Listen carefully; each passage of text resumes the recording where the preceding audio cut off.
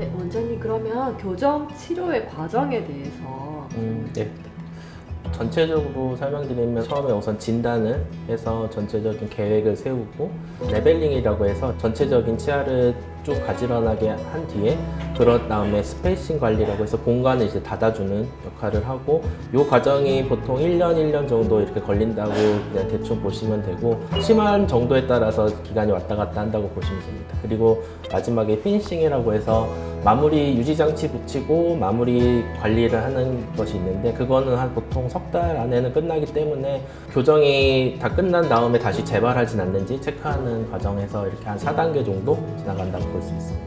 그럼 총 기간은 얼마나 걸릴까요? 보통은 이제 성인 교정을 기준으로 하면 2년 정도를 보통 잡고요. 그 다음에 소아 교정 같은 경우는 1차 교정, 2차 교정 나누기 때문에 1차 교정 같은 거는 1년 정도, 2차 교정은 성인이랑 동일하게 이제 2년 정도 보는데 정말 이제 개인차가 커요. 그렇기 때문에 이걸 딱 어느 확정할 수는 없고 투명 교정을 하시는 경우에는 투명 교정은 의외로 배열만 하는 거는 정말 빠르게 잘 되긴 하지만 또 환자분의 의지 때문에 늦어져서 한 3년 이상 갈 수도 있고 케이스 바이 케이스가 크다고 생각합니다. 부분 교정은 어느 정도 걸리는지. 부분 교정은 앞니 위에 6개, 아래 6개만 맞추는 거기 때문에 그렇게 오래 걸리진 않습니다. 단지 이제 배열만 하는 거고 공간이 이미 닫혀 있는 상태에서 가지런하게만 하는 경우는 한 6개월에서 길어야 1년 안에는 거의 마무리는 됩니다. 그러면 그 교정 할 때 관리가 되게 중요할 것 같아요. 네, 되게 중요하죠.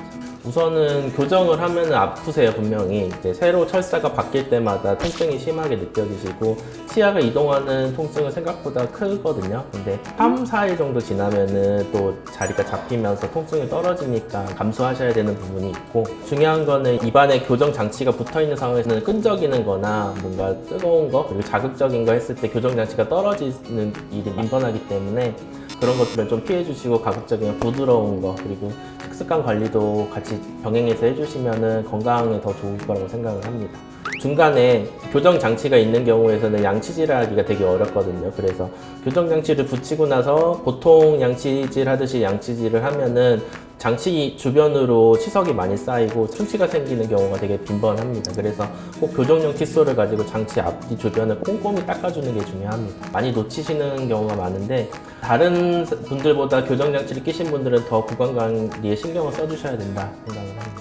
그 카레 같은 거 먹으면 막 색 베이고 막 그러는데 그런 거는 좀 안 먹는 게. 그렇죠. 이제 카레나 뭐 와인 같은 거 대표적으로 치아에 색을 입히는 물질이고 담배 같은 것도 좀 피해 주시는 게 중요하다고 생각합니다. 어린이 교정이랑 성인 교정에 어떤 차이점이 있을까요? 어린이 교정 같은 경우는 이제 초등학교 시기에는 성장기 어린이 교정을 하면은 발치 교정을 하지 않고 뼈를 자체를 좀 공간을 만들어서 크게 확장시켜서 나중에 교정 자체를 더 편리하게 할 수 있는 장점이 있고요. 그리고 아이가 커가면서 그 뼈 성장 자체를 억제하거나 더 유도해서 우리가 원하는 교정 방향으로 끌고 갈 수 있다는 게 장점이긴 합니다. 대신 아기가 성장하면서 같이 가야 되기 때문에 교정 기간 자체가 되게 길어지고 중간에 한 번 하고 좀 쉬었다가 또 하고 이렇게 하기 때문에 느슨해지기가 쉽고요. 성인 교정 같은 경우는 이제 사춘기 지나서 중학교 한 3학년, 2학년 이후부터는 거의 성인 교정이라고 봐야 되고요.